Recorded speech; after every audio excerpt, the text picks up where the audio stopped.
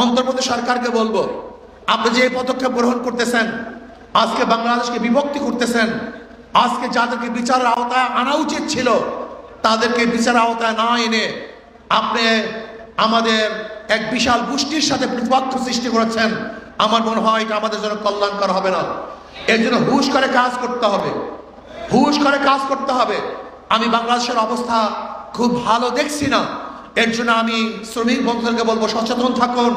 যখন যেই সময় ডাক দেয়া হবে রাস্তায় ঝাঁপিয়ে পড়বে ইনশাআল্লাহ। বিসমিল্লাহির রহমানির রহিম। ওয়াজাহিদু ফিল্লাহি হাক্কা জিহাদি। সাদাকাল্লাহুল আলিয়্যুল আযীম। সবাই পড়ে সাল্লাল্লাহু আলাইহি ওয়াসাল্লাম। ইসলামী শ্রমিক আন্দোলন বাংলাদেশ কর্তৃক আয়োজিত আজকের সম্মেলনের সম্মানিত সভাপতি, এদেশের লক্ষ কোটি মানুষের হৃদয় স্পন্দন, আমাদের শ্রদ্ধাভাজন আমির হযরত পীর সাহেব হুজুর চরমনাই দামাত বরকাতুহুল আলিয়া, শ্রদ্ধাভাজন ওলামায়ে কেরাম, নেতৃবৃন্দ, সকল স্তরের শ্রমিক ভাইয়ের আমার, ইসলাম কি? ইসলামী শ্রমিক নীতি যদি বাস্তবায়ন হয় তাহলে মানুষের কি উপকার হবে আমরা শ্রমিকরা অনেকেই জানি না। ইসলাম সাম্যতার ধর্ম, ইসলাম মানবতার ধর্ম, ইসলাম শান্তির ধর্ম।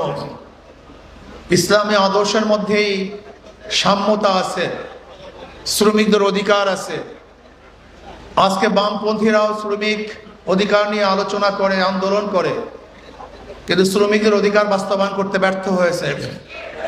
যদি ইসলামী শ্রমিক নীতি বাস্তবায়ন হয় তাহলে শ্রমিকদের অধিকার অবশ্যই বাস্তবায়ন হবে। আমরা শ্রমিক মালিকদের মধ্যে শত্রুতা সৃষ্টি করি। শ্রমিক মালিকদের মধ্যে শত্রুতা সৃষ্টি করার মাধ্যমে শ্রম নীতি বাস্তবায়ন হবে না, বরং বন্ধুত্ব সৃষ্টি করার মাধ্যমে শ্রম নীতি বাস্তবায়ন করা সম্ভব। কোন শ্রমিকদের উপরে কোনো মালিক যদি জুলুম করে অবশ্যই সম্মিলিতভাবে তা আমরা প্রতিহত করব।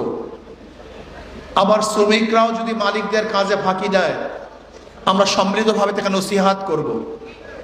যখন জীবীরা শ্রম দিবে, মালিক তাদের ন্যায্য অধিকার প্রতিষ্ঠিত করবে, অর্থ দিবে, তাহলে সুন্দর একটা সমাজ গঠন হওয়া সম্ভব। কিন্তু আমরা কি করি? মালিক এবং শ্রমিকদের মধ্যে শত্রুতা সৃষ্টি করি, এর মাধ্যমে শ্রম নীতি বাস্তবায়ন হওয়া সম্ভব না। আজকে শ্রমিকদের জন্য যেই টাকা বরাদ্দ, সেই টাকা তাদেরকে দেওয়া হয় না। আমাদের পূর্ব বক্তা বলেছেন 1 লক্ষ কোটি টাকা বরাদ্দ করা হয় এই শ্রমিক জীবন মানুষদেরকে অধিকার ফিরিয়ে দেওয়ার জন্য, তাদেরকে সুখ শান্তি দেওয়ার জন্য। কিন্তু সেই সমস্ত টাকাগুলি কোথায় চলে যায় আমরা নিজেরাও জানি না। আমরা চাই বাংলাদেশের প্রত্যেকটা শ্রমিক তারা পেট পুড়ে খাবে, তারা ভালো বস্ত্র পরিধান করবে, ভালো ঘরে থাকবে, তাদের মুখে হাসি থাকবে, তাদের বাচ্চাদের চেহারার মধ্যে হাসি থাকবে, তাদের স্ত্রীদের চেহারার মধ্যে হাসি থাকবে, তারা স্বাচ্ছন্দ্যে জীবন যাপন করবে। এরকম শ্রমিক নীতি আমরা বাস্তবায়ন করতে চাই। আমরা কি চাই?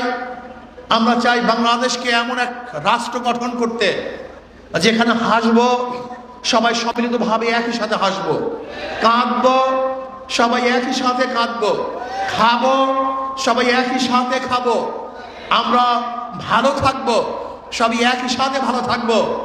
কেউ গাছতলায়, কেউ 100 তলায়, এই ব্যবধান আমরা চাই না।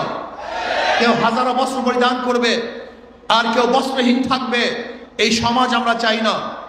কারোর দস্তারখানে হাজার ধরনের খাদ্য থাকবে আর বাংলাদেশের মানুষ ওই ডাস্টবিনে কাক এবং কুকুরের সাথে খাদ্যের জন্য লড়াই করবে, এই রাষ্ট্র আমরা চাই না।